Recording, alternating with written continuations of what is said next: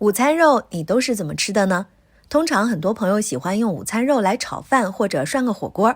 今天这些做法咱们都不做，我今天给你带来了一道旋风午餐肉的做法。说到这个旋风，你是不是想起了小吃街上的旋风土豆呢？没错，咱们今天就要用旋风土豆的做法来做一做午餐肉。我们先把午餐肉取出来，如果比较大的话可以切成2半。在午餐肉的两边放上一双筷子，这样可以防止切过了。先用刀切一面，竖着切。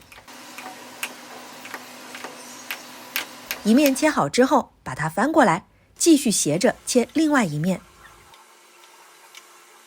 切好之后拉开，你看这个时候呢，午餐肉是连着的，这样就成功啦。切好的午餐肉放入油锅内炸制。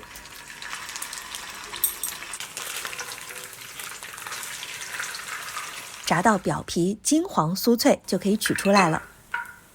在表面撒上一点椒盐、孜然粉、辣椒面，这个旋风午餐肉就做好了，是不是还挺酷炫的？过程又非常的有趣，吃起来又很香，你可以试试哦。